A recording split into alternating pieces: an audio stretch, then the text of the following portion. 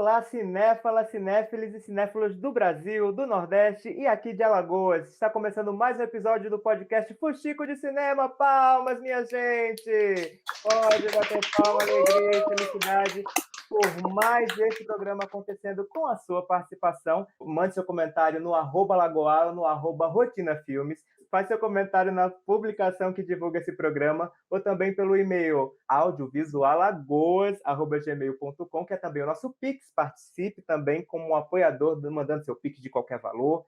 Lembrando também que temos a nossa lojinha no colab55.com/alagoar, que o link está lá disponível na bio do Alagoar do Instagram, para você conferir todos os produtinhos com estampas maravilhosas, criação da nossa amiga e parceira Amanda Duarte. E assim a gente já começa pedindo os olás das minhas amigas e parceiras de rolê aqui nessa fuxicagem, começando com Rose Monteiro. Oi, Rose! Oiê! Boa tarde, bom dia, boa noite para vocês que estão ouvindo. Muito que bem, temos também ela, sempre bela, Elizabeth Caldas. Oi, Elizabeth! Oi, coisa boa tá aqui de novo, saudade. E por último, mas não menos importante, ela, Larissa Lisboa. Oi, Lari! Olá, saudações. Bom dia, boa tarde, boa noite. Bom que estamos aqui mais uma vez. Você que não nos ouviu antes ou já nos ouviu antes, seja bem-vindo, bem-vinda e bem-vinde. E nós temos muito que agradecer e dar boas-vindas mesmo nesse programa para as pessoas ouvintes desse episódio e também para a nossa ilustríssima convidada, ela que é diretora, roteirista, produtora, polinizadora, parte importantíssima da trajetória do audiovisual de Alagoas, Regina Barbosa. Palmas para Regina, mestre, cineasta incrível! Bem-vinda, Regina! Que alegria ter você. Oi, boa tarde, boa tarde. Muito bom estar aqui com vocês, muito bom. Esse astral já disse que esse fuxico aqui vai ser muito bom. E não à toa temos uma presença tão importante como Regina, porque o tema especial desse programa é mulheres do audiovisual de Alagoas. E nada mais incrível do que contar com a presença de Regina Barbosa para conversar um bocado, fuxicar a valer sobre essa temática que vai render, não é isso, minhas amigas? Vai. Só vai. Sim. E aí, Regina, a gente só vai ter como continuar essa conversa, essa fuxicagem toda, a partir da sua apresentação, né? A gente precisa muito ouvir uma mini bio, né? Porque a gente sabe que esse currículo é vasto, mas conta um pouquinho quem é Regina Barbosa, porque a gente está aqui, ó, aplaudindo tanto a sua presença nesse programa. Eita, essa é uma das perguntas mais complicadas, que me perguntam quem é, quem eu sou, o que faço. Mas hoje eu acho que isso é mais fácil para mim, mas já foi complicado, por conta de tantas coisas que eu faço. Cada vez mais eu me descubro e tenho menos receio também de responder a isso, porque eu perdi a vergonha de ser múltipla, né? E cada vez mais eu percebo que faz parte mesmo da sina de artista, da sina de quem trabalha com cultura, é uma inquietude, e eu sou essa pessoa inquieta, e já transitei em muitos caminhos, em muitas linguagens, mas tem algumas que são, é claro, a minha paixão, algumas que estão mais dentro, algumas que estão no meu momento presente, outras que fazem parte, que de alguma maneira costura.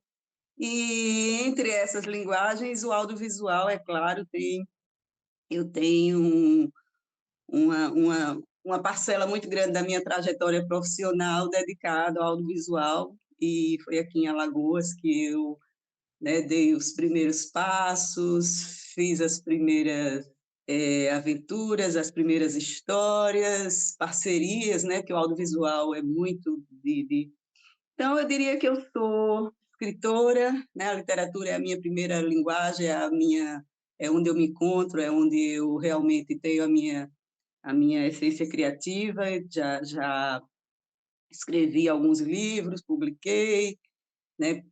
Tem alguns livros como o próprio Um Vestido para Lia, que foi o que virou, depois transformei em roteiro, depois virou filme, né? Então, acho que Um Vestido para Lia é um dos livros que eu posso citar aqui, porque ele tem esse desdobramento, né? Mas entre eles, outros livros infantos juvenis, como Zuleide no Mundo da Rua, enfim, alguns outros livros infantos juvenis, Cio, que é um livro de crônicas e poemas que, digamos assim, inclusive, esse ano ele completa 20 anos, que foi em 2001.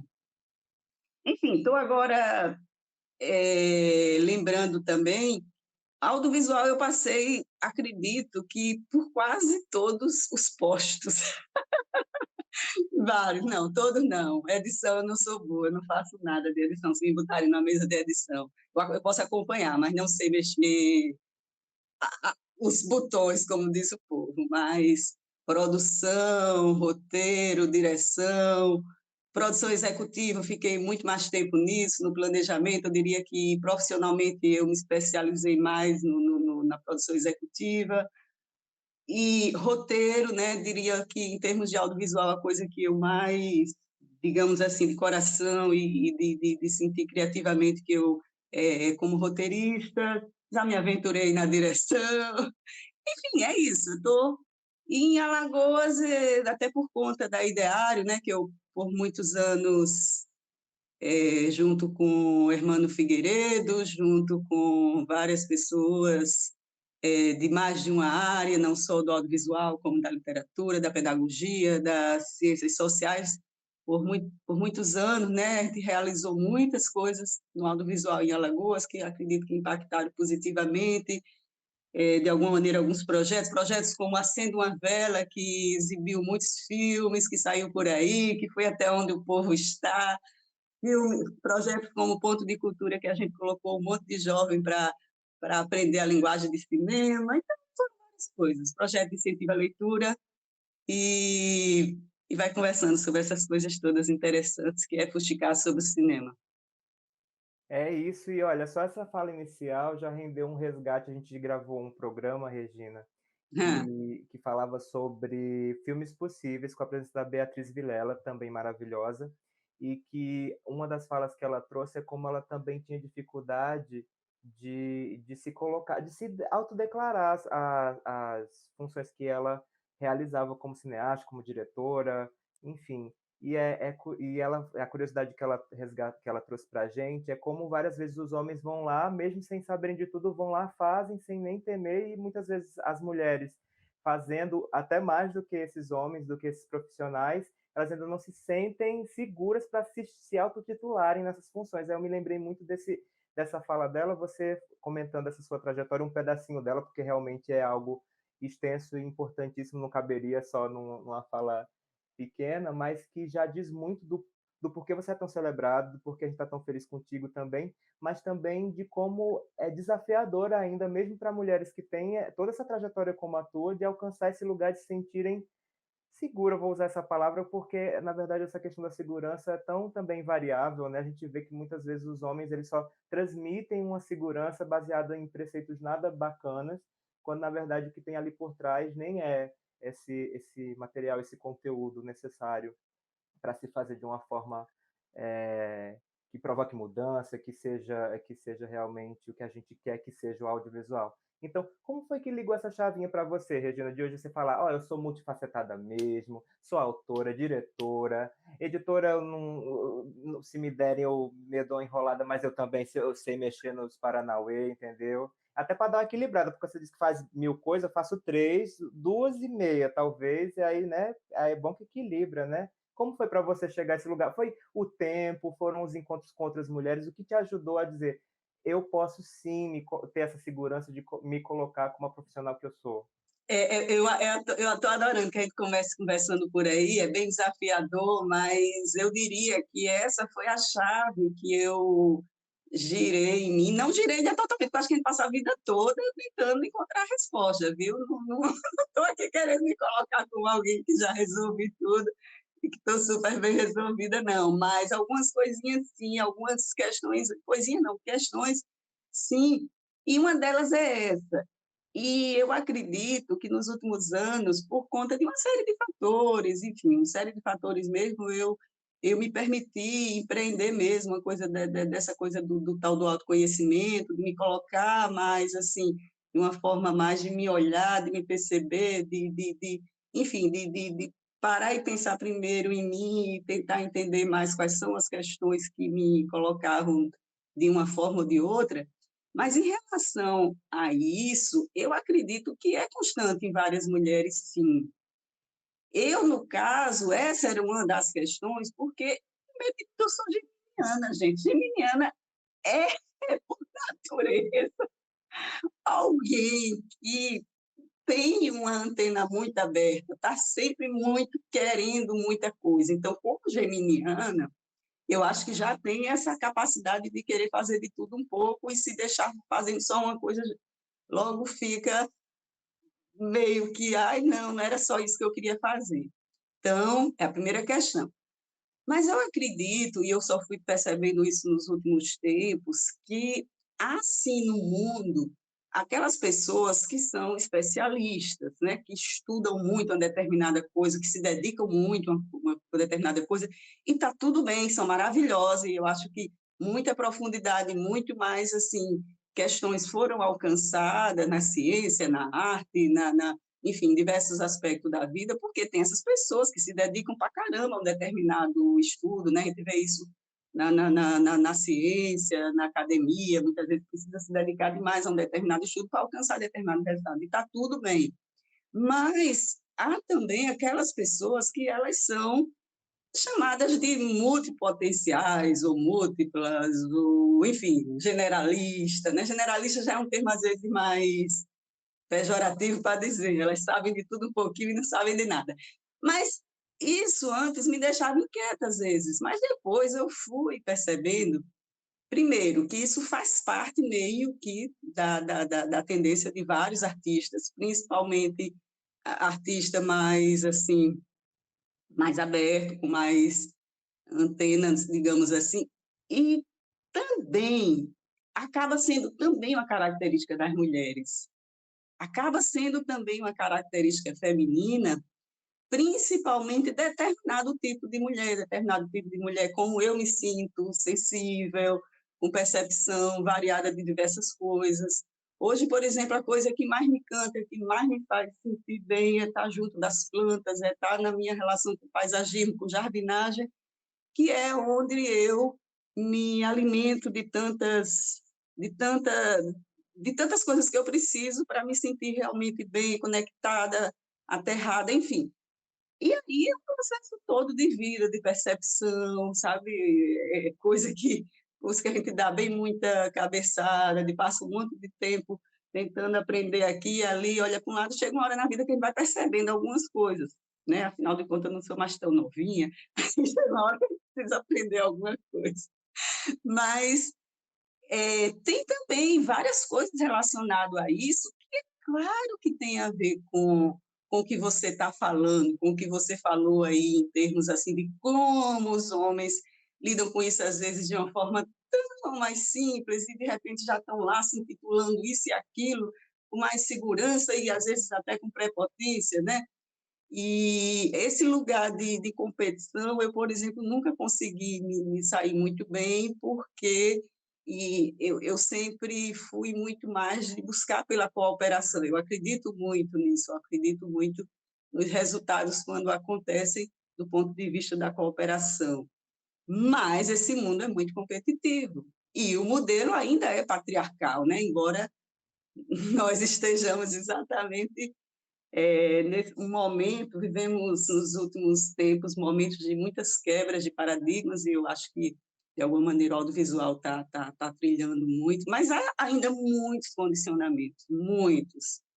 E é pela percepção individual e coletiva que eu acho que a gente vai vencendo, vai conseguindo avançar, e eu nem sou a favor de repente, assim, achar que eu sei tudo, eu sou a maior, sou eu que faço tudo, e também da gente ter as nossas potencialidades, a nossa capacidade, porque uma das coisas que eu acho mais linda é quando a gente se coloca no mundo como aprendiz e quando, sabe, percebe aquela máxima de que eu só sei que nada sei, porque aí a gente está aberta para estar sempre aprendendo mais um pouco, né? mas, por outro lado, é claro, nesse mundinho aí competitivo, se a gente ficar nessa, engolido. Então, é muito aprendizado. E, acima de tudo, para mim, realmente, o principal é esse, é estar mais confortável em ser multipotencial, em ser múltipla. Estou ótima com essa descoberta. E ser quem se é, e com essa pele maravilhosa que a gente está no podcast, mas vai ter o print da imagem para você ver que também tem beleza, meu amor. Tem aí o Skincare, podia ter um programa falando sobre pele aqui. Eu quero pegar umas dicas aqui em off depois. Talvez seja conversa com planta. Mas olha, eu queria aproveitar essa fala da Regina para girar a roda aqui do Fuxico com as minhas amigas, que, gente, é tão importante ouvir da Regina essa coisa da multitarefa, de ser multifacetada no talento e no ofício, como uma potência e não como uma obrigação de um panorama patriarcal que exige das mulheres que elas deem conta de tudo, sozinhas, muitas vezes por elas serem capazes de fazerem algo e por demanda, por falta de apoio. Então, ter esse outro olhar, como ela mesma disse, de que a gente ainda vive ainda o que trilha o nosso segmento ainda é a visão cis heteronormativa, patriarcal, branca e hegemônica. E aí eu queria ouvir de vocês, então, como é que é trabalhar essa questão da insegurança e segurança no fazer audiovisual de vocês, minhas cineastas amigas aqui presentes. Quem pode continuar? Então, eu vou falar, mas eu acho que eu também preciso trazer um pouco do quanto Regina é referência para mim há muito tempo, né? Eu estava até tentando me lembrar se eu a conheci na primeira oficina que eu fiz, que foi a oficina que eu fiz, que foi promovida pela Ideário, né? Que é com Marcos Villar, eu acho que eu falei aqui já em alguns episódios, que o Marcos Villar veio para cá e falou sobre os processos dele, né? Eu lembro que o Hermano estava lá acompanhando, eu não lembro se Regina estava presencialmente, mas assim, não imagino que deva ter demorado muito para eu saber quem era Regina e conhecer ela, né? E Regina, nesse período assim, né, do início dos anos 2000, se transformou logo numa referência para mim. Eu me lembro de estar na Bienal e de saber que estava sendo lançada a série de livros de Lia, né, que eu não imaginava naquela época que depois ia se transformar num filme, né? E eu já via a Regina como essa mulher atuante, né, produtora cultural, que era instrutora, né? Fui aluna de Regina em formação de elaboração de projetos, né? Que ela tem também livros sobre isso, sobre elaboração de projetos.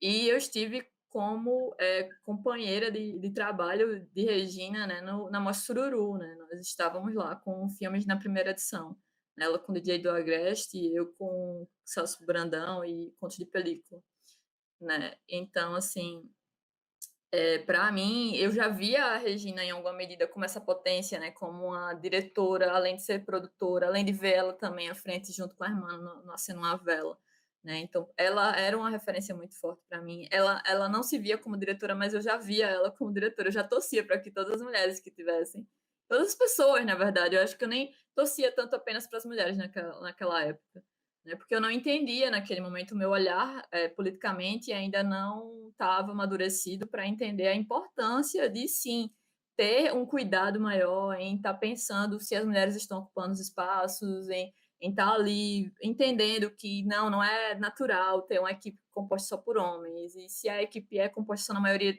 por homens, é bom refletir de por que essa equipe está sendo composta só na maioria por homens, né? E também sair do binarismo, né? Que não seria só uma questão de homens e mulheres, mas também estamos pensando em como dar oportunidades para as pessoas não binárias, estamos pensando em dar oportunidades para as pessoas trans, para as pessoas queers, LGBTQIAP+, e todas as possibilidades, né? Então, assim, para mim, essa questão aí, passando, né, fazendo essa ponte para a questão da segurança ou da insegurança, eu entendo hoje que eu tinha referências locais, né, e que de alguma forma isso me dava segurança, mas também isso não era suficiente apenas sozinho dentro do contexto social que a gente vive e dentro da falta de referência, né? Quando a gente vai na tela do cinema, de muitas vezes não ver as mulheres sendo abordadas como personagens, né, que tem muita potência, né, ou na TV, ou até mesmo no cotidiano, né, do tipo das conversas que você tem, entender que muitas vezes as pessoas acabam resumindo que o lugar de mulher é lugar de produção,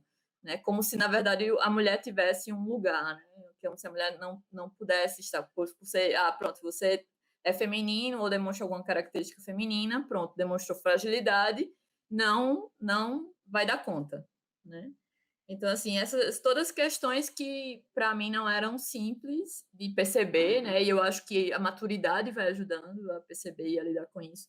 E tem muito, sabe, independente do gênero, a questão da vergonha, né? Justamente por conta da relação que a gente tem socialmente e que o mercado impacta na gente, né? Como a Regina falou, na questão de competição, mas na questão também da gente ter que estar sempre provando que a gente é capaz, né? E isso mexe muito com as nossas vergonhas, porque a gente costuma ficar em silêncio, né? A gente dificilmente percebe a importância que tem em falar sobre isso, né? Em dizer que a gente teve receio, em dizer que a gente teve o processo artístico, né? Está sempre envolvendo muita segurança, tem sempre que estar cuidando da saúde mental, não dá para responder nos tempos que o mercado quer que a gente responda, né? Tudo isso que a pandemia, né, acaba agravando, mas ao mesmo tempo eu vejo nela uma potência para a gente estar aqui nesse momento como a gente está, né? Cada um no seu lugar, né? Não estamos juntos presencialmente, mas estamos conectados virtualmente, né? E poder aqui estar compartilhando essas angústias e falando sobre essa temática tão relevante. Bem, pegando o gancho aqui da fala da Lares, o que me chamou a atenção e que era o que eu estava aqui refletindo é a questão do medo, da vergonha. Porque eu acho que um pouco dessa multifaceta que a gente está falando, dessa multitarefas, tem muito a ver com essa coisa mesmo da mulher precisar resolver as coisas só, se virar nos 30, e de não conseguir muito ter aquela cabeça de artista e se concentrar e ser gênio numa coisa. Isso acontece muito. Tem até uma ilustração que mostra um homem no seu computador precisando criar, e ele precisava de silêncio na casa, ele já tinha conseguido só escrever não sei quantos textos, enquanto a casa estava toda... Para ele conseguir, para alguém conseguir, né, se concentrar muito, precisa de um entorno que nem sempre a mulher consegue ter essa, né, que a gente está falando das cargas mentais e tal. Então, eu acho que a minha trajetória com audiovisual foi um pouco assim, eu fui fazendo o que eu fui conseguindo à medida que eu fui tomando coragem e me fortalecendo. E aí me fortalecendo vendo outras pessoas, escutando. A escuta tem muito a ver com isso. E eu fui vendo outros trabalhos de outras mulheres. E aí eu fui vendo que não era só comigo, que não adiantava eu ficar parada esperando que ninguém ia bater na minha porta, ninguém ia olhar e falar: vamos lá, você escreve muito bem. Eu também sou do roteiro, Regina, um pouco igual a você, mas que precisei sair um pouco do casulo, desse sonho de ficar vivendo só da escrita, porque precisava também. E hoje em dia eu até agradeço, porque eu acho que estou virando uma profissional melhor à medida que eu estou ampliando e saindo da concha. Mas eu acho que tem muito a ver com isso. Assim. O meu filme que eu fiz, o Relato Número 1, é claro que eu queria, se eu tivesse um orçamento, que eu tivesse aprovado ele, tivesse todas as etapas, claro que eu gostaria de ter profissionais comigo, mas eu também não pedi porque eu não tive a menor cara de pau de chegar para as pessoas e falar: me ajuda aqui. Sem a coisa do dinheiro, é uma coisa que eu me preocupo demais, assim. Então foi uma coisa que eu acabei tendo que me virar, e não digo que me orgulho, nem acho orgulho, porque dei conta de fazer, mas gostaria muito que tivesse troca com outros profissionais, gostaria muito, porque a gente não... O cinema é uma arte muito do coletivo, assim, eu acredito muito na troca que o audiovisual traz. Então, você faz um pouquinho de tudo, mas não fica muito bom em nada, mas acaba sendo o melhor que possível. Então, eu acho que tem muito... A minha experiência com o audiovisual tem muito a ver com isso, assim, com essa coisa do medo mesmo, e da vergonha, que eu acho que pega muito para as mulheres. Pensando nessas coisas, assim, eu acho que a minha experiência com o cinema, ela vem já desse coletivo mesmo, né?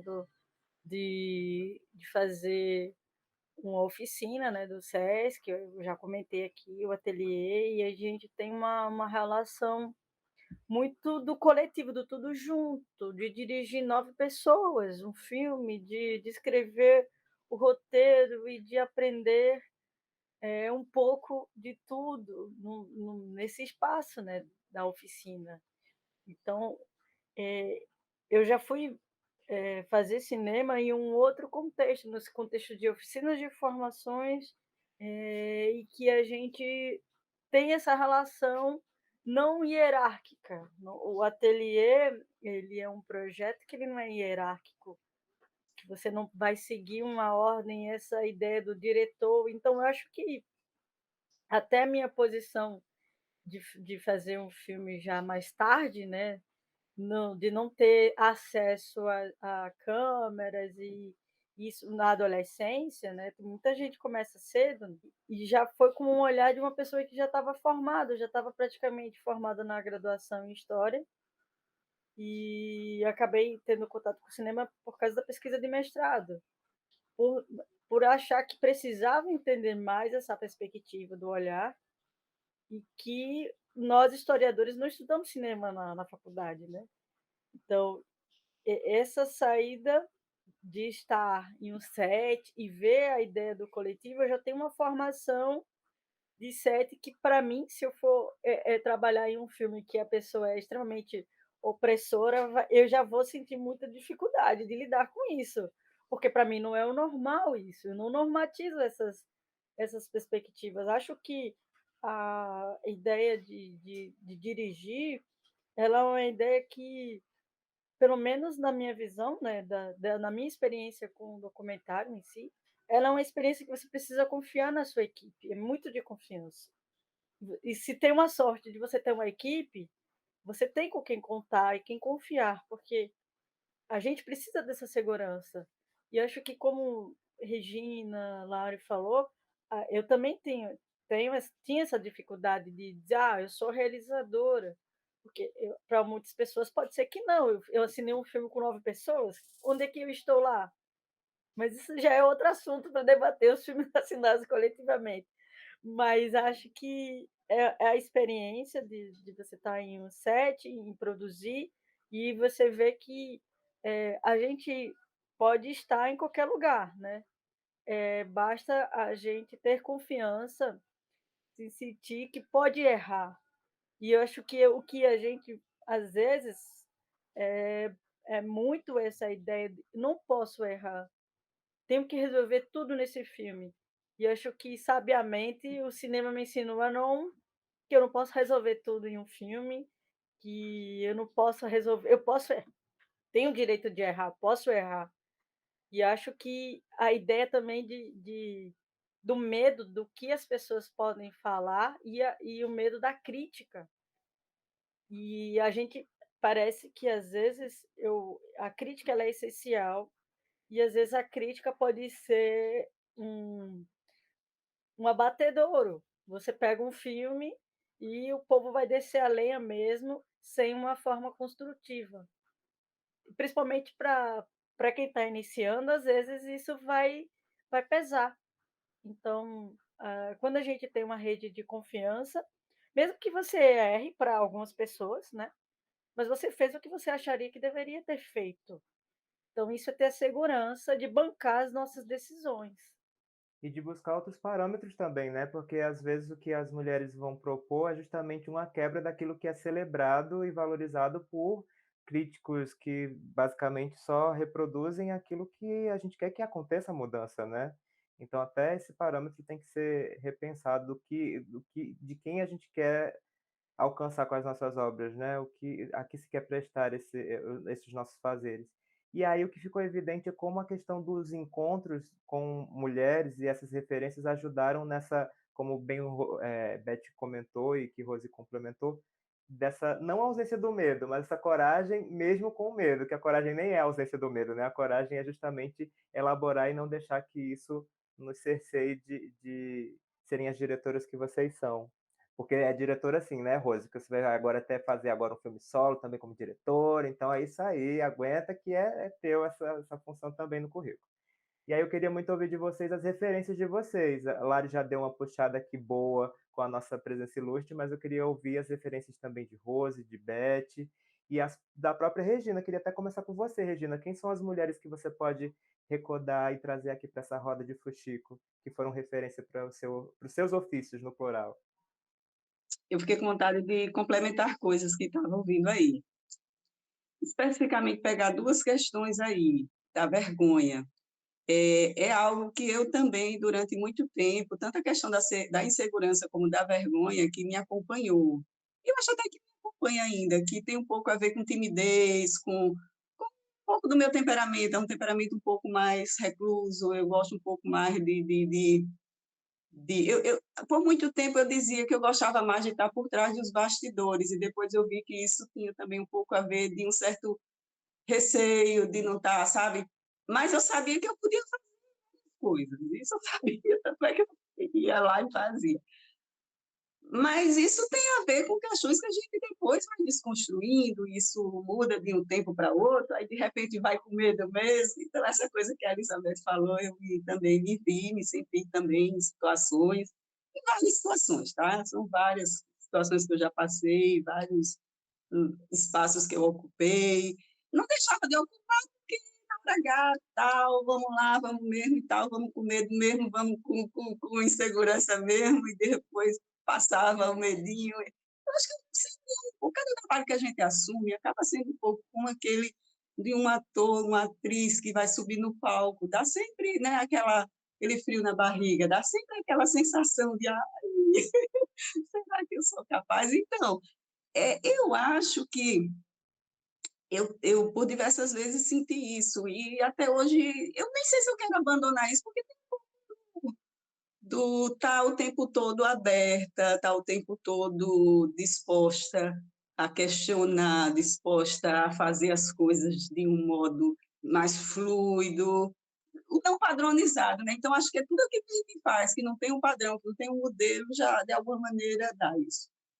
Porém, eu também super gosto dessa fala da Rose, quando ela fala de se permitir errar, de se permitir esse olhar do outro. E isso, eu acho que determinadas experiências de vida facilitam mais que isso aconteça ou não, né? No caso, eu vejo experiências como eu passei, que era meio que de sair dando murro em ponto de faca, porque não existia modelo, não existia que eu olhasse para trás, alguém que já tivesse feito, eu ia lá e fazia. Algumas situações que eu passei, eu diria, né? Não todas. Isso no início, eu digo isso há 20 anos, 25 anos, 30. Então, não que não, é claro, né, depois a gente vai, é claro que, mas eu digo determinado momento, determinadas situações onde a gente não está num grupo, não está. Mas esse modelo aí que a Rose falou, eu diria que é excelente. Eu defendo isso. Assim, o meu sonho é que a gente chegasse nesse lugar cada vez mais. Eu detesto set de filmagens muito centralizado numa pessoa, ou muito hierárquico. Nos que eu já frequentei, que isso era muito forte, eu não me senti bem, ou eu participei, mas tentei fazer só o meu papel e tal, e saí, porque é uma energia, assim, difícil mesmo.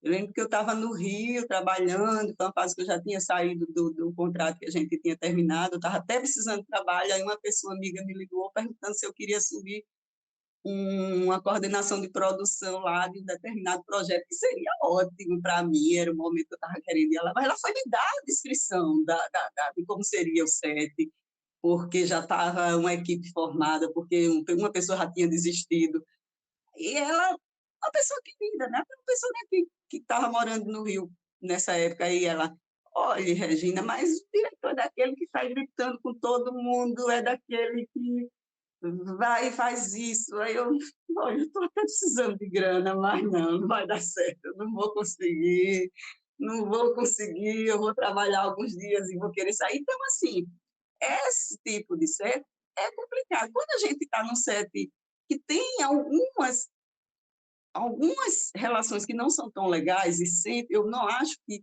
eu, pelo menos, ainda não tive o prazer de participar de sets que são tudo perfeito. Essa perfeição, por mais que a gente queira, eu acho que ela ainda não existe, né? Então, assim, sempre tem os problemas, tem os conflitos, a gente planeja para chegar e está com tudo ok, mas acontecem os problemas. Essa coisa que eu falo desse modelo cooperativo versus o competitivo, mesmo naquele que a gente quer que seja cooperativo, também tem a competição e faz parte, enfim. Esse modelo ideal, mesmo não sendo tão fácil, mas para mim ele é assim, eu diria assim que é muito bacana. E eu vejo essa galera mais jovem, esses novos, né, não todos, mas assim algumas produções fazendo esse modelo e que a gente percebe até no filme uma fluidez que é impressionante como aquilo do formato do set ele também se revela, né? Então é super bacana. Uma coisa em relação a errar, a aceitar o erro, que está diretamente relacionado também a essas questões da insegurança, da vergonha, do medo, nós mulheres fomos muito mais,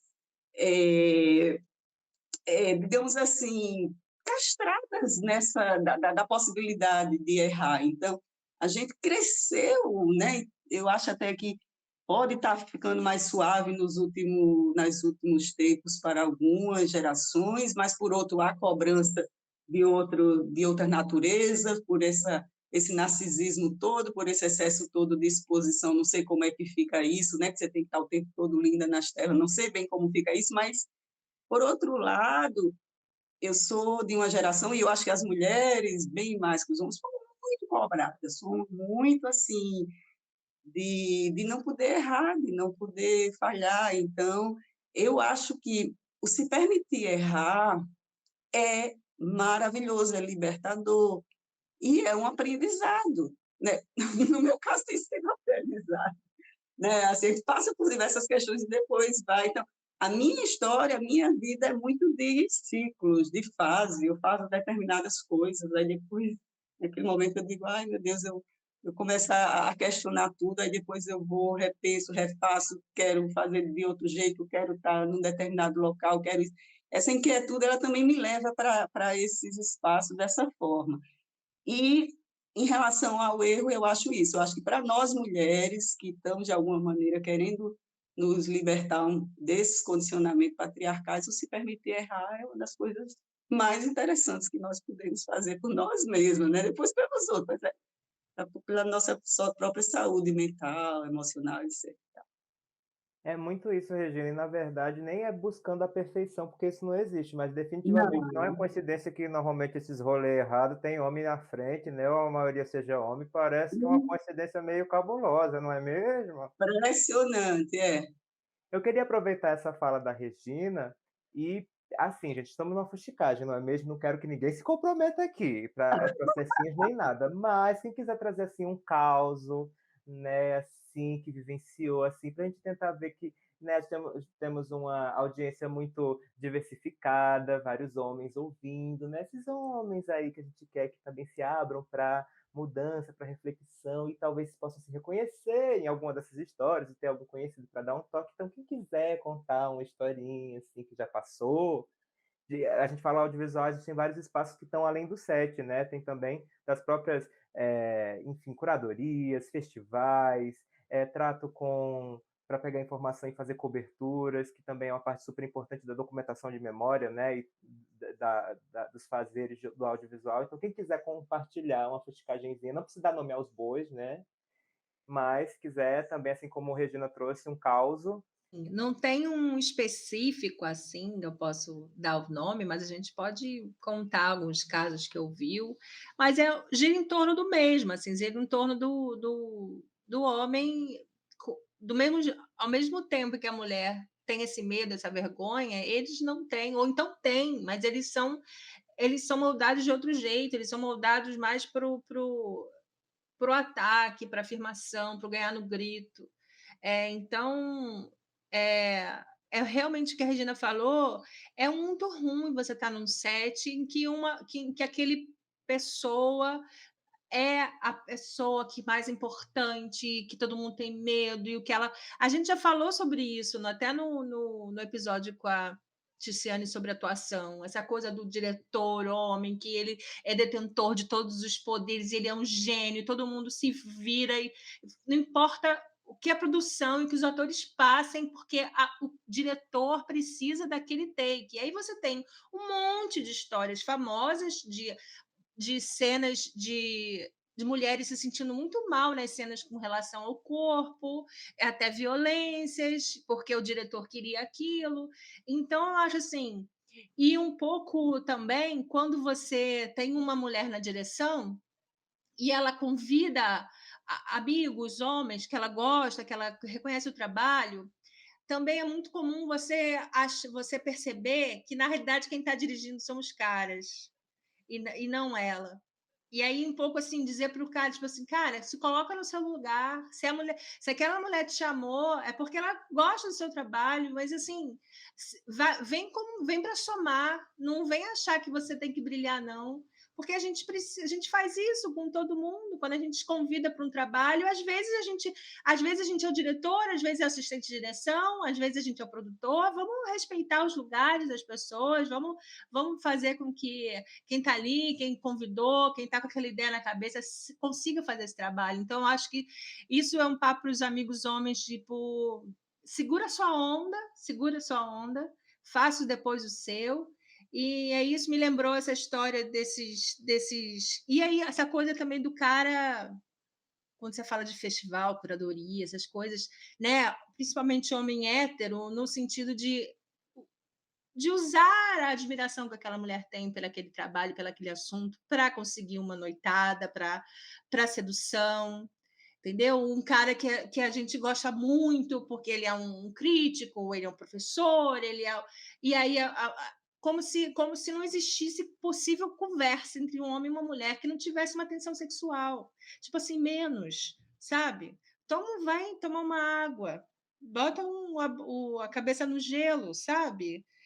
Baixa assim, porque nem tudo é sobre você, nem tudo é sobre você. Então, é uma dica aí, porque isso é uma coisa que faz a gente também ficar para trás. Assim. A gente vai num lugar, vai um festival, vai uma pessoa que a gente gosta muito, e às vezes a gente tem medo de jeito de chegar, porque não sabe como é que ele vai receber, porque ele tem uma história assim, porque ele é todo sedutor e escambau a 4.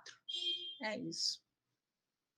É claro que a gente passa por muitas situações, e sempre essas parecidas com o que a Elizabeth falou, é muito recorrente, é impressionante, e eu acho ótimo que isso agora está sendo mais questionado, menos normatizado, né? Então, realmente tem que ser questionado.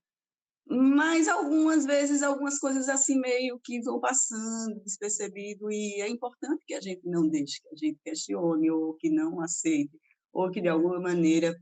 Mas, assim, eu lembro de uma situação bem, bem corriqueira, mas, assim, eu estava no meio de uma produção em Recife, há poucos anos, acho que uns 3 ou 4 anos, assim, um garotão, assim, faz coisas bacanas, mas nem ia ser alguém, mas assim, alguém que estava fazendo as coisas e tal.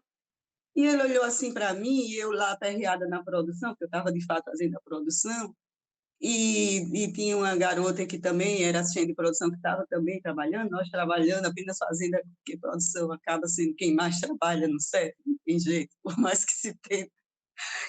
E aí ele olhou assim e fez, incrível, né?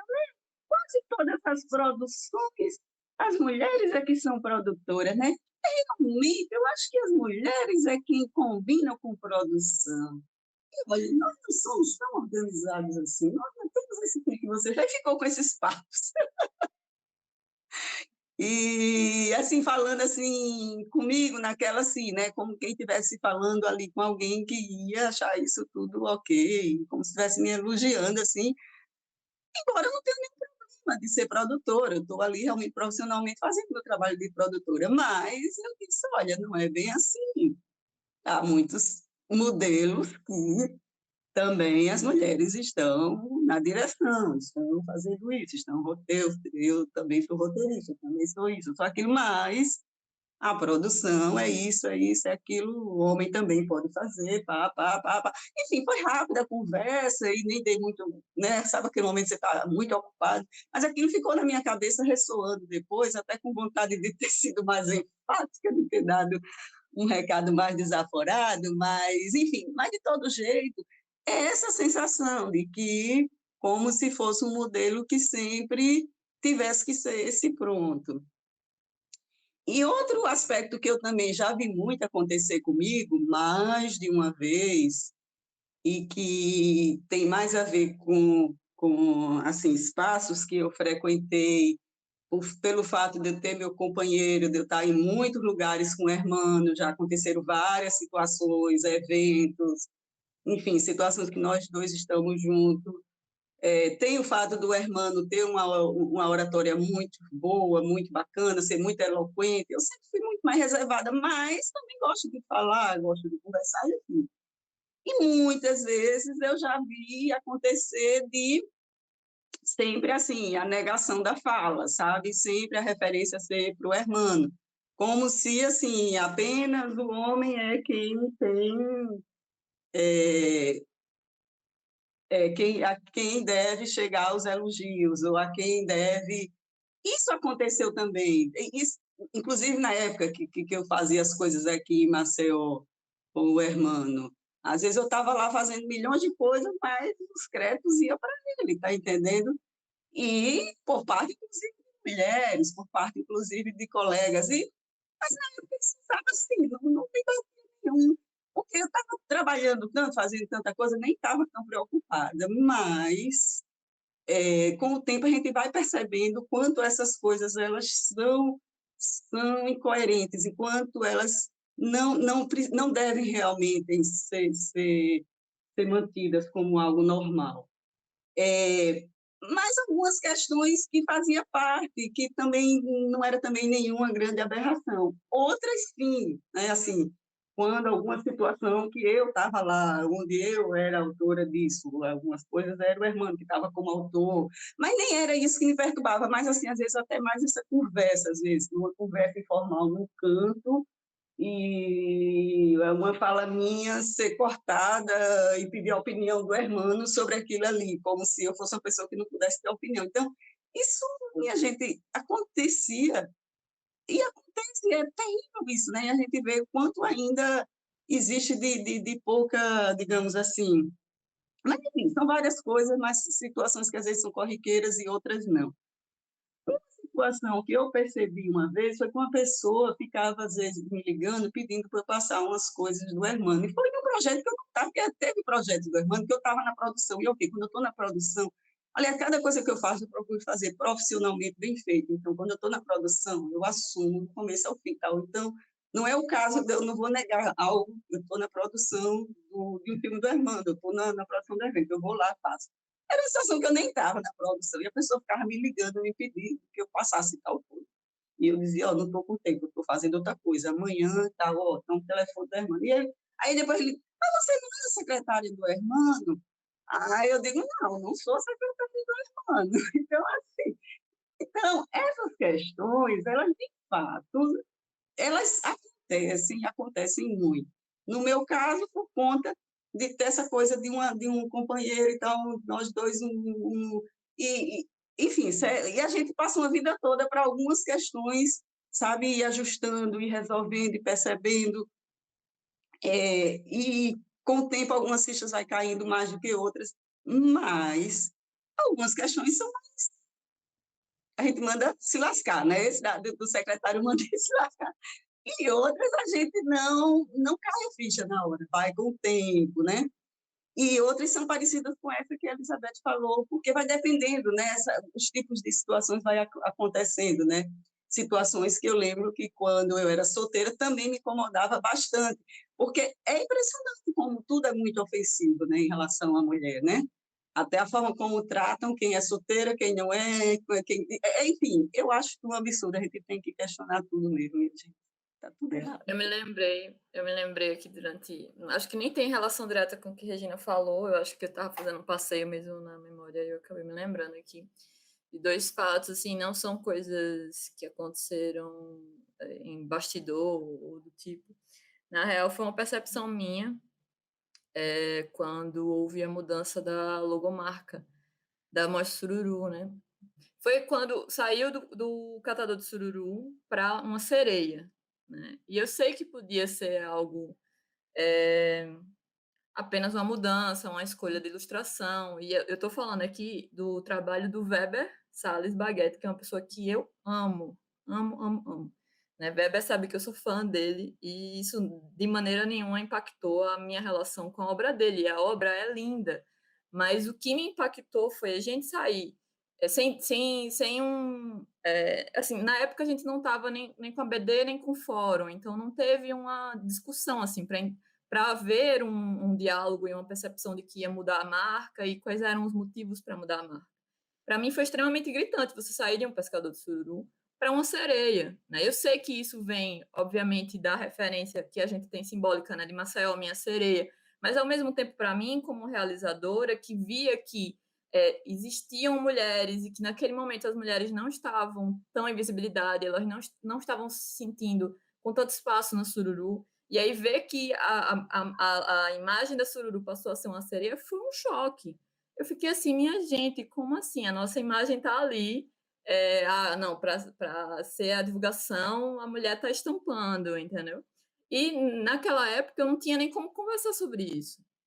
Eu não tinha como conversar sobre isso, além do fato da gente não estar, né, com um grupo de representação, seja a BD ou seja o fórum, mas eu também não estava muito conectada para poder falar sobre isso com as mulheres, né? E assim, para mim foi muito relevante quando eu e Rose, junto com Karina, que foi diretora do projeto, né, embarcamos na realização de Delas em 2016. Para mim foi transformador, né? Porque foi justamente esse momento da gente parar e ouvir 10 mulheres trabalhadoras do audiovisual alagoano falando sobre as vivências delas. E por mais que eu tivesse percepções e que eu soubesse o que era ser mulher no audiovisual alagoano, nunca aquilo tinha ficado tão inegável para mim quanto naquele momento, das dificuldades, do quanto era inegavelmente diferente, né? Você tentar se colocar sendo uma mulher ou você tentar se colocar sendo um homem, né? No audiovisual alagoano. E a partir dali também, isso para mim também veio com outras referências externas, né? Porque eu também estava acompanhando naquela época já a Mulher no Cinema, e aí hoje a gente tem a possibilidade de acompanhar muitos outros projetos, né? Como Cabiria e a Mostra Lugar de Mulher no Cinema, entre outras iniciativas que focam nas mulheres. E eu acho que a gente estar próximo dessas referências é muito importante, é justamente essa possibilidade de a gente estar conectando, mesmo que a gente não tenha alguém próximo da gente que possa se conectar. E uma outra coisa também que traz ligação com a Sururu é que, na verdade, apenas na 11ª edição, né, após uma década, após 11 anos de realização da Sururu, mais de uma década, a gente tem a primeira mulher sendo homenageada na Mostra Sururu, e isso, para mim, não é à toa. Né? Isso, para mim, não significa que não haviam mulheres a serem homenageadas, porque, inclusive, se poderia fazer homenagens amplas, né? Homenagens, por exemplo, ao público que acompanha a Mostra Sururu, homenagens, por exemplo, às mulheres de uma forma geral, se não achou antes da nossa perda, né, de Dalva de Castro, que foi uma perda realmente que tivemos na cultura alagoana e também no audiovisual, de que não havia um nome que pudesse se destacar antes do nome de Dalva. Poderia ter se pensado em homenagear o gênero, justamente pela consciência de que o gênero ele precisa ser empoderado, ele precisa ser falado, né? E eu sinto que isso, de uma maneira indireta, né, aconteceu no edital de 2019. Né? Eu acho que talvez seja a soma de vários fatores, né? Não só o fato de se estar falando mais sobre cinema alagoano, o fato de terem tido oficinas, o fato de oficinas, no caso, as oficinas que foram realizadas pelo SESC, entre outras iniciativas, Sebrae também realizou. Não teve uma oficina específica do edital, que ainda é uma carência essencial, mas teve também teve as cotas, né? Por mais que as cotas possam não ter sido determinantes, né? Porque a gente sabe nos bastidores, a gente não tem essa informação publicada oficialmente, né? Mas a gente sabe nos bastidores que só uma das faixas precisou realmente da cota, porque dá para perceber isso também pela pontuação, né, que é a pontuação que os projetos encabeçados por mulheres no edital de 2019 configuraram realmente que as mulheres chegassem lá sem a obrigatoriedade das cotas. Mas eu acho que só o fato de estar se falando das cotas, isso também já estimulou as mulheres, né? As mulheres disseram assim, peraí, eu posso não estar com um projeto, não ter certeza se meu projeto é potente, mas pelo menos eu sei que eu, como mulher, vou ter uma pontuação, porque está se compreendendo e se assumindo que nós precisamos ter, sim, um pouco mais de consciência, né, e uma pontuação para podermos competir com quem já está aí há muito tempo, porque o fato também é que muitos projetos contemplados por mulheres não foram contemplados em outros editais. Embora talvez a gente também não tenha como ter uma dimensão específica, mas eu arriscaria dizer que não foi um volume tão grande, né, de projetos de mulheres como foi de homens, né, e que isso com certeza configurou que mais homens tenham sido contemplados em editais anteriores a 2019. A gente está nessa perspectiva, né, das mulheres, e tudo isso é um processo também de como a Larissa falou, que a gente fez o filme delas, né, produção do documentário da Karina Liliane, em 2016, e aí quando a gente foi procurar esse olhar, né, sobre essas mulheres, e aí Larissa se empolgou, né, na ideia de colocar delas em vários festivais, e delas começou a aparecer em festivais feministas também, em vários locais do país, né? E essa ideia delas, né, também ajudou, impulsionou ao Feirinha da Maísa Reis. Ela é formada pela Amanda Duarte, a Vivi Araújo, a Karina Liliane e Renata Baratio, eu e Maísa, né? Eu acho que foi um filme assim de conclusão de curso pela UFAL, né? Ele serviu como TCC. E essa ideia de produção 100% feminina, se precisa ter uma pesquisa mais aprofundada, né, para saber se foi o primeiro filme alagoano 100% composto por mulheres. Então acho que aí, até então, essa é a informação que a gente tem, né, mas as coisas é necessário ter uma pesquisa para se concretizar como verdade, e acho que isso é um caminho. Então, caso o filme da Maísa foi um dos primeiros filmes com 100% equipe feminina, isso foi o quê? Em 2017, 2018, isso é muito recente. Então a gente ainda está caminhando nessa ideia dessa perspectiva, mas acho assim que não é apenas a gente ter espaço de dirigir ou de compor, se a gente não pensa em mudar a estrutura. Se a gente tem uma equipe 100% feminina e ainda temos, por exemplo, ideias que for dessa perspectiva hierárquica, isso não vai mudar. Então, não adianta a gente apenas ter uma estrutura de mulheres, mas que a gente tenha uma estrutura que seja contra-hegemônica, assim, que a gente utilize outras perspectivas, que a gente não seja obrigado a imitar esse padrão de hierarquia que vai ceifar, vamos dizer, a liberdade da sua equipe. Acho que a experiência, tanto com delas e Ferinho, foi muito positiva, no sentido de se trabalhar, de se pensar o coletivo, mas essa experiência foram de filmes de conclusão de curso, são filmes que não têm um aporte financeiro. Então, ainda a gente, né, trabalha por amizade, mas assim, isso é importante, mas também é importante que elas consigam ganhar editais para fazer seus primeiros filmes e que consiga pagar sua equipe 100% feminina, porque ainda a gente ainda está nessa perspectiva de filmes para se formar, né? filmes de formação. E a gente precisa dar esse passo também para com filmes de editais que faça, colocar em prática as nossas perspectivas de um set feminino, que todo mundo tenha ganhe o seu para pagar seus boletinhos, né. E outra ideia, assim, que Regina falou, e a própria Betty, né, sobre o lugar das mulheres, é algo que é extremamente importante que a gente pense, assim, as mulheres são mães, e como é que elas vão se inserir nesse mercado da arte, né, porque apesar da gente querer fazer arte, às vezes precisamos pagar contas também, é necessário.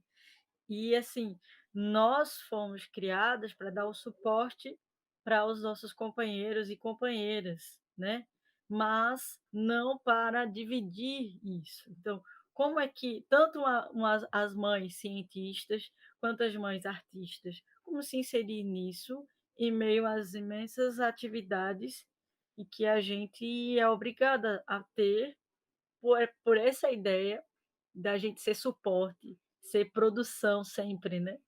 Mas, acho que é um desafio, porque nós hoje, assim, as mulheres não se contentam mais em não tem que parar as carreiras e parar a vida para assumir outras demandas.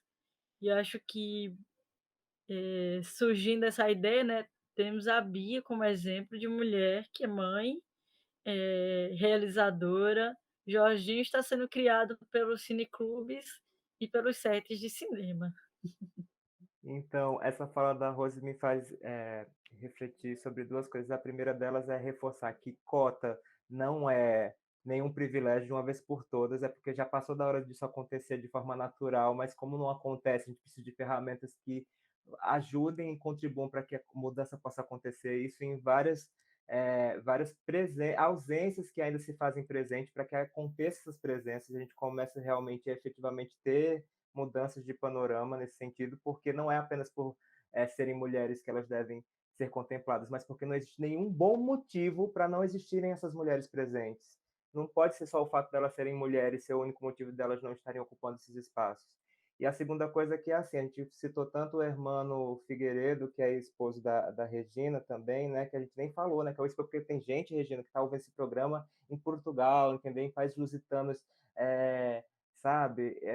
E aí, ouvindo aí em outros lugares, brasileiros que estão no estrangeiro, né? Na África do Sul, na Nigéria, em Paris, na Espanha e por aí vai, na Argentina, México e tal. Então, a gente tem que reforçar, né? Hermano Figueiredo, que é também diretor e esposo de Regina, e aí dizer que assim, você, homem, macho, que está ouvindo, né, que ainda essa alcunha lhe identifica de alguma forma, independente de identidade de gênero, sexualidade, etnia, mas especialmente você branco, cis, hétero, normativinho, que sabe que conta com alguma vantagem mesmo dando um esquerdomacho, mesmo sem dizer que não quer, mas a sociedade lhe privilegia de alguma forma, por favor, não deixa só as mulheres lutarem por elas, não. Seja aliado de verdade, não seja de fuleiragem, não, tá? Você tá fazendo mais do que a sua obrigação, não. Não dá uma de herói também, não, quando você fizer. Viu?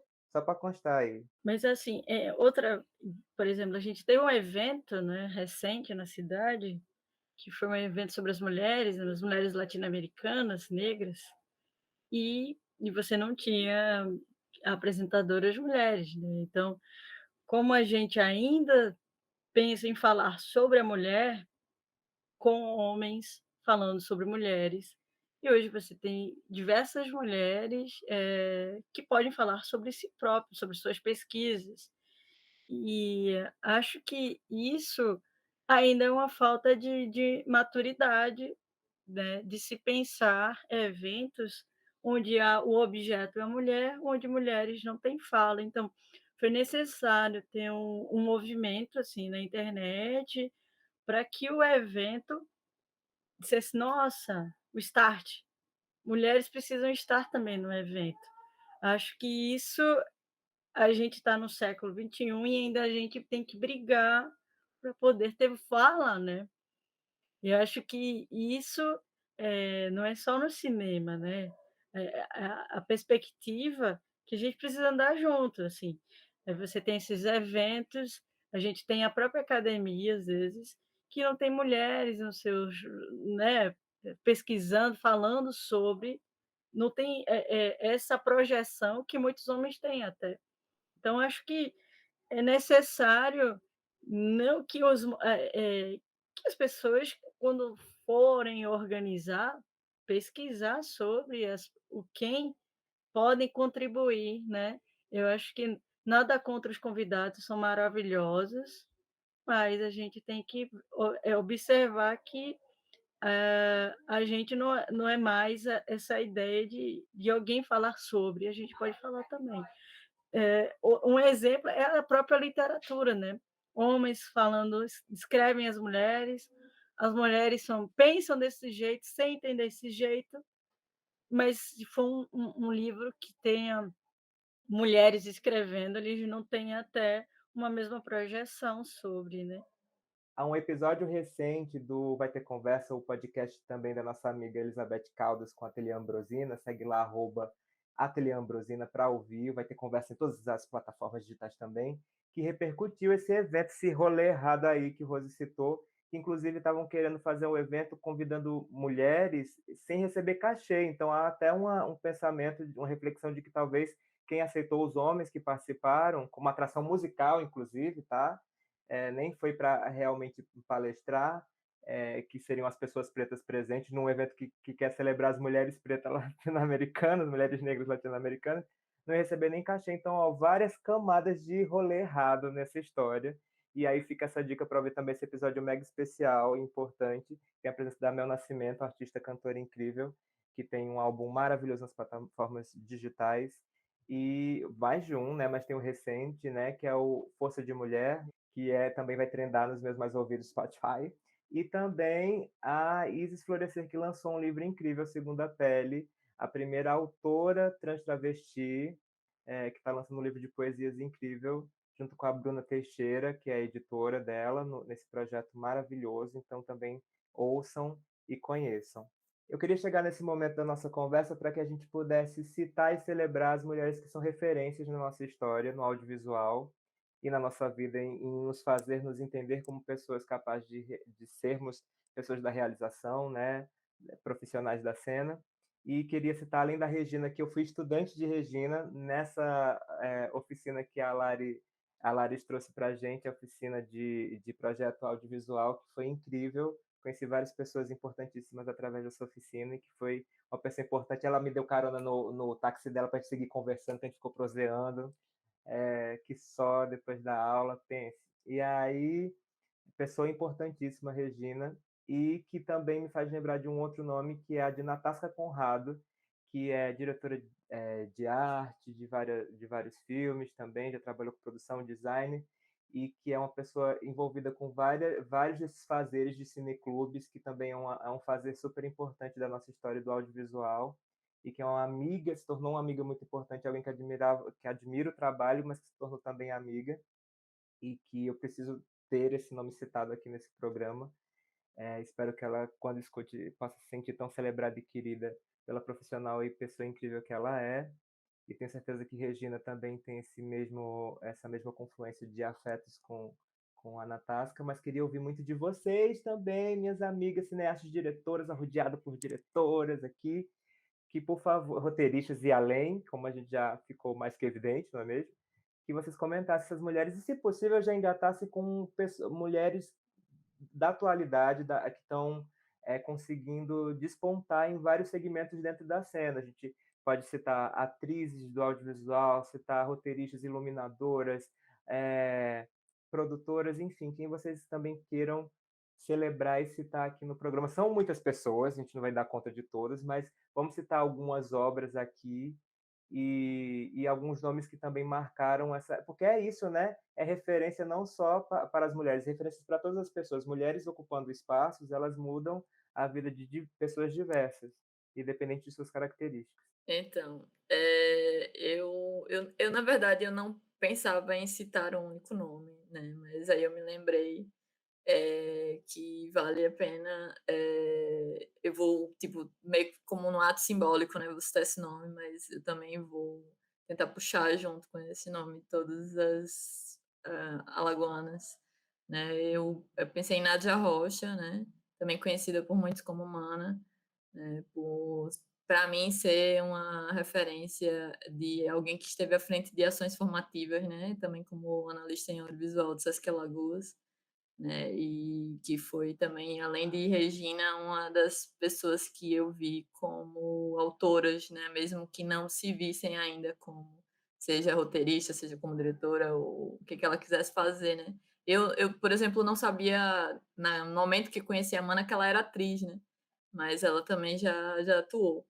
E aí eu também queria fazer o meu agradecimento, né, a todas as mulheres, né, que já de alguma forma encontraram comigo, né, já estiveram na minha vida, por mais que eu não fale aqui nesse momento o nome de todas elas. E vou trazer também um dado, né, que é a representação de que nesses 11 anos da Sururu, né, nós podemos encontrar nomes de 69 diretoras, né? E aí dizer que vocês podem ir lá no Espaço Panorama, no Alagoá, procurar onde nós elencamos, né? Mostras de festivais, tem lá Mostra Sururu. Vocês podem ir passeando ano a ano da Mostra Sururu e olhando os filmes que foram selecionados e que entraram, né?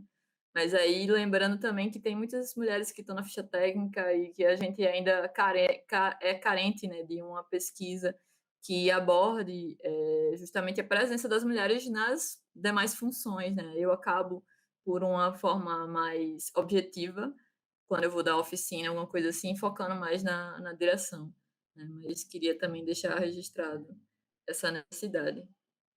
Vê só, eu fiquei aqui tentando pensar e confesso que eu não consigo chegar a uma resposta, porque eu não tenho exatamente assim um nome, é meio que parecido com isso, são vários nomes.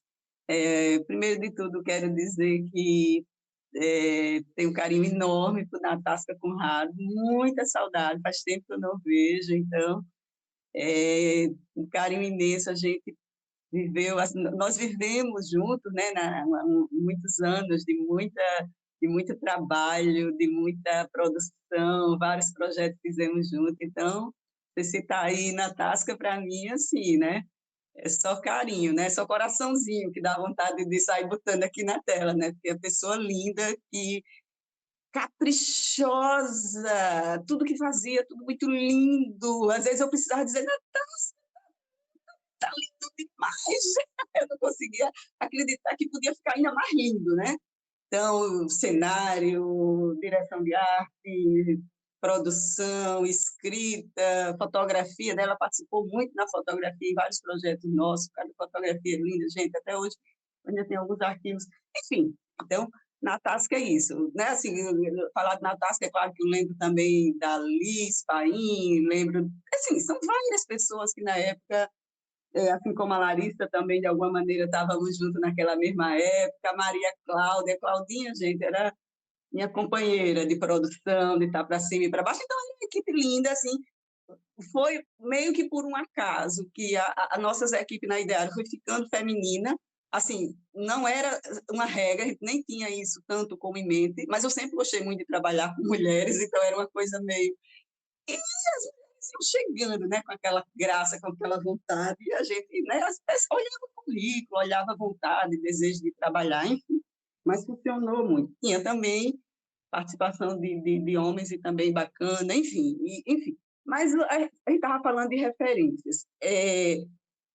Eu acho, eu não vou poder aqui responder da forma talvez como você me pediu, porque se eu for dizer a você a minha referência como uma pessoa criativa, como artista, talvez eu tivesse alguns nomes, mas como audiovisual, sendo bem claro, assim, uma grande referência para mim foram, de alguma maneira, várias pessoas, tá entendendo? Então, tem uma história louca que começa, que tem a ver comigo, com o cinema, que o cinema chegou na minha vida umas 3 vezes, assim, de uma forma muito forte. E a primeira dela foi na infância, ainda através do meu pai. Meu pai era artista, era músico, era fez o hino da igreja, fez o hino da cidade, né? O CRT do Agreste, de Arapiraca, a minha infância e juventude foi Arapiraca, mas, assim, nasci em Taquarana, nessa época, enfim. Então, ele tinha essa coisa de ser maestro, mestre, ele incentivava as bandas de pífano. Então, e eu convivi muito pouco tempo com meu pai, porque aos 12 anos de idade ele teve aquelas doenças degenerativas e aos 18, quando eu tinha os 18, ele faleceu. Então, foi pouco tempo, mas ele era um homem muito criativo, muito intenso no que fazia, muito solidário com o povo. E tinha essa coisa de ser muito potencial, viu? Porque ele era enfermeiro, era administrador, era maestro, alfaiate, e foi também, durante muitos anos, gerente do cinema da cidade de Arapiraca. E aí eu passei a minha infância toda indo para o cinema com as minhas irmãs, meus irmãos.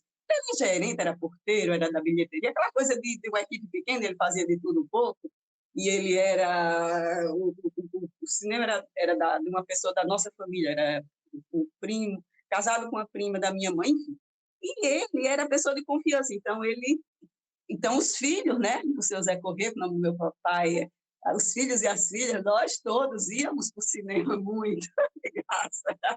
Então, subia a correntinha e a gente entrava com tudo. Então, assim, está falando de referência, não tem como... Assim, eu fiquei tentando aqui trazer na minha cabeça situações, mas essa é uma referência forte, porque foi através disso que eu vi muitos filmes, sabe assim, a arte foi entrando. O cinema é aquela coisa que contagia, né?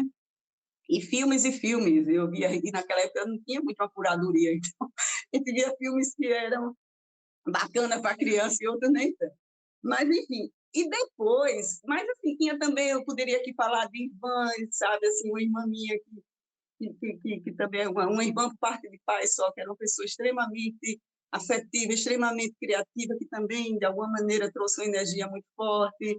Uma outra irmã minha, que já faleceu, Elisa Magno, que também me trazia a vida toda, foi uma referência muito forte. Ela, arte educadora, a gente estudou junto, a gente cresceu junto, a gente pensou junto coisas, também sempre foi uma referência forte. Mas eu tenho professores do ginásio que eu não tenho como esquecer, porque foram professores que o tempo todo entregavam livros para a gente. Tome, leia isso, leia aquilo. Aquelas pessoas que são capazes de ficar trazendo. Então, são tantas referências, e quando eu fui me encontrar com essa história do cinema, já foi muito depois de várias situações. E aí, quando eu falo do meu pai, é porque, de fato, assim, é aquelas coisas mais novas, né? E a outra referência vai chegando depois, já quando eu já tinha lá por 20 e tantos anos, aí vem também, eu acho que a minha referência mais forte sempre foi mais em mulheres escritoras, em figuras que eu li. A minha relação com a arte, ela sempre foi muito mais forte pelos livros, pelo que eu li, pelo que eu escrevia, pelos textos. Mas, enfim, essas referências todas são amplas e são... Né? É claro, sei lá, falar aqui de Anísio da Silveira por ser pioneira, pelo que ela era, pela coragem, pela força, pela sensibilidade, enfim, tantos. Outro dia eu estava lendo uns textos da Nilda Leão, ela é uma mulher dos anos 70, mas também uma mulher brava, que fez tanta coisa bacana, e ela fazia umas reflexões sobre aquela sociedade machista. Uma Edna Constant, a Flor da Casa foi também porque eu admirava ela. Então, são muitas mulheres. Eu iria falar de outras e outras, né, que vieram um pouco antes de mim, porque tem essa coisa das gerações, né? Uma venha... E aí, eu acho que de alguma maneira, quando eu estava ali, começando a fazer as coisas, e é por isso que eu digo que eu também dei muito ponto de faca, assim, foi meio coragem, a vontade de fazer, no embalo.